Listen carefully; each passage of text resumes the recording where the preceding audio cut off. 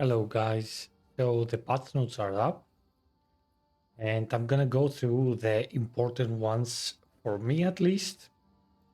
So they added checkpoints to the map areas, so if you've done the campaign after the patch, you should be able to teleport in the area of the campaign. That's how the maps are gonna be. And if you forget a rare monster like in the start of the map and you're at the end, basically you don't have to do the same walk to go back and kill it. Citadels are gonna have a beam in the atlas, so if you go to the fog, you're gonna see a beam that tells you where the next citadel is, and it's gonna be way more easy to find one. Maps will display their biome. So if you go over the map and you press Alt, I think you're gonna see the biome of the map, and swarm water biomes that drop currency and grass biomes that drop socket currency. Basically, I'm gonna have local knowledge when I do this kind of biomes. The other ones are kind of bad, and since they mess with the currency drop chance and they have priority, I'm gonna inspect it in the other biomes. So you just have an idea of how that works. They added a precursor tablet that gives bosses, and you will see them more often. So it's one in every 4 maps. Okay, I have. Yeah, one in every 4 maps should be bosses. They have already too much bosses here, but you get the idea. It's gonna be more. And Untainted Paradise felt bad. That's the map you do for experience, and it was a unique map in PoE 1, and it gives you 200, 300, 500% more XP. Now they quadruple the monsters in them, so magic and rare monsters are 100% more, and they spawn 100% more. So you're gonna have a noticeable more XP in Untainted Paradise. And if you see here, you cannot zoom out more unless you do the escape scroll out and you go in again. Basically, you're gonna be able to zoom out without all this trouble. And that's nice. The Temporalis unique body armor is kind of down at the moment. It's 14 divines, 20 divines. Yeah, it's gonna drop because they nerfed it a little bit. If your skills aren't here, I'm not gonna talk too much about it, but this is the nerf they did. It's kind of low, so this is the unique amulet with the lighting and stuff like that. Also, the temporalis is in here. Basically, they didn't touch a lot of builds, so monks are still alive. You can still play like broken stuff in the game. And the important, really, really important endgame changes now. So, socketable runes can change. If you have a bad rune in your item, you can basically take a new one, like here, and change it. Now you cannot, but when they fix it, you're gonna be able to change it.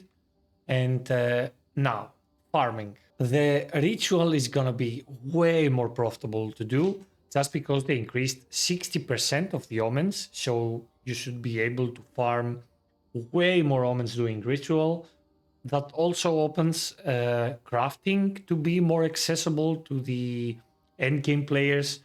So you can farm omens to basically craft your items more deterministically, craft your items with omens, not in the crazy amount that we have in PoE 1, but this is like a huge thing in PoE 2. You can only craft it with omens. So now they're going to be more accessible to a lot more players. Also, the expedition vendors will have increased rare items, and they're going to be with more rarity, right? Rarity of items in expedition vendors will be higher. So if you go to buy like an amulet, it's gonna have good modifiers. The chance to have high tier modifiers will be better. And basically, you can have really good items after like the patch by crafting with this and playing with this. At the moment, it didn't feel so rewarding, so there was no reason basically like to take all the expedition currency and play with these dudes right here. But yeah, now they're gonna change it, so hopefully it's gonna be worthwhile doing it. And the loading time of the map device is gonna be faster. Yeah, whatever. The delirium monsters that if they had the delirium cloud like this and you entered, they show up and they push you back. That's not gonna happen. You can like kill them immediately now. A lot of unique changes, not Pillar of the Gods again, so they didn't change this broken stuff. Flask are salvageable.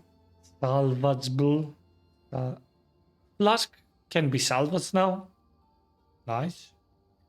Item filter on consoles, great. Microtransactions, more basically because like here you can see pretty much everything is unavailable. But yeah, and sadly, the Yuna song is kind of okay. I can live without hearing the Yuna song in the city, or I can live without having too many portals in Bridgestone, Orloth, King of the Mist, and the other bosses. This, this right here, oh my god! And in the morning, I didn't have like my coffee, and I didn't read this line right here, and I was so happy about it. I mean, I saw the map Waystone's desktop, and that it's like I was blocked. So basically, if you see all these things here, shouldn't be like in a stas. It should be like in PoE 1. You should have a map stas, so everything goes in them. It's easier for you to um, craft them and keep them separately, tier 15 with tier 16 and stuff like that.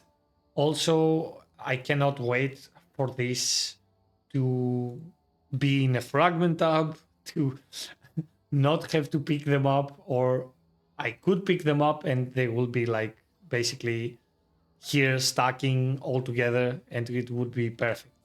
Yeah, this I hope it comes soon because it would make the experience so much better. You cannot like have 1 million startups, right? But even PoE 1 players shouldn't have a problem, but for PoE 2 players that they joined in PoE 2 should be a huge problem. And if you're not gonna buy a lot of startup, yeah, you're screwed actually. So imagine all this like in a tab. That would be unplayable. Or the catalyst, or yeah. Hopefully they're gonna make it really soon. And after that, we have nothing to complain, right? The game, it's like game breaking. Also, you can go and read everything else. Like if you care about more tower area maps and stuff like that, you can check it out. Thanks for watching and keep on farming.